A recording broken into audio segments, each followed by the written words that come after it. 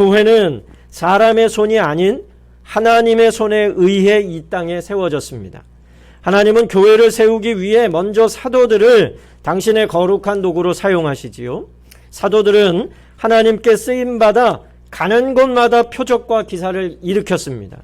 그리고 사도들의 그 가르침을 받은 성도들은 모두 한 마음과 한 뜻으로 교회를 세워나가는데 하나가 되었습니다. 병자들은 모두 나음을 얻었고 그들은 모두 하나님이 하시는 일을 보며 기뻐하고 하나님을 찬미하였습니다. 모든 게 다 잘 되어가는 것 같았습니다. 그러나 일은 정반대로 흘러가게 되지요. 오늘 본문은 그런 하나님의 크신 권능으로 세워져가는 초대교회에 다시 시련이 찾아오고 있음을 우리들에게 들려주고 있습니다. 우리 17절, 18절 말씀 같이 읽어보겠습니다. 대제사장과 그와 함께 있는 사람, 즉 사두개인의 당파가 다 마음에 시기가 가득하여 일어나서 사도들을 잡아다가 옥에 가두었더니. 아멘. 여러분 보십시오.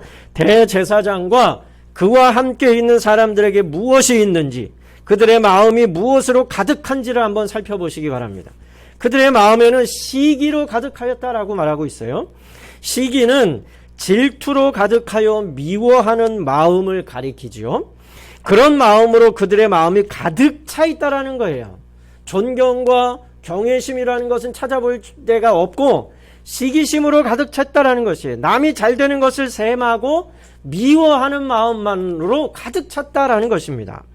시기와 질투는 나와 관련이 없는 일에서 일어나는 법이 없습니다. 나와 상관이 없으면 시기건 뭐건 아무것도 나타나지가 않아요. 그러나 나와 관련이 됐을 때, 내가 나의 상황과 비교하기 시작할 때 그때 시기심이 일어나는 거예요. 사촌이 땅을 사면 배가 아프지만 남이 땅을 사면 배 안 아픕니다.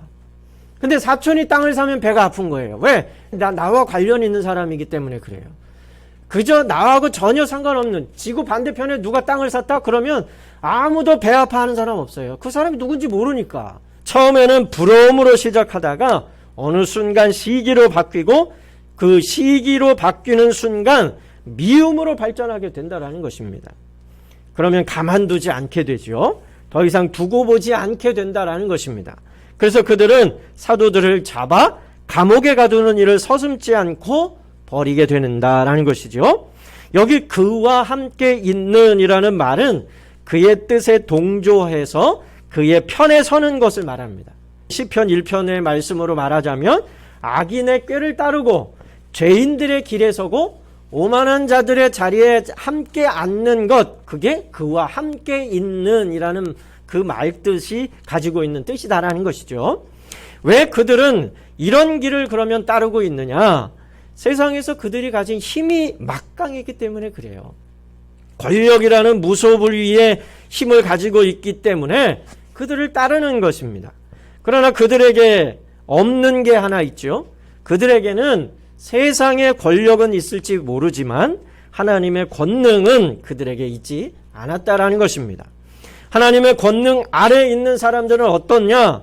하나님의 은혜를 체험하고 하나님을 찬미하며 영광을 돌렸어요. 그 마음에 시기가 가득한 그들과 반대돼서 하나님의 은혜를 체험한 사람들은 하나님의 은혜로 충만하여서 하나님을 찬미하고 하나님께 영광을 올려드리는 일로 가득하였다라는 것이 이 두 부류의 사람들이 다르다라는 것이에요. 하나님의 권능이 임한 자와 권능이 없는 자가 가지는 극명한 대조를 이루고 있다라는 것입니다.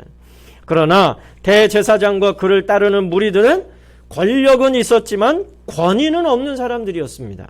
그들은 하나님을 이야기하지만 하나님이 함께하지 않는 그런 사람들이었습니다.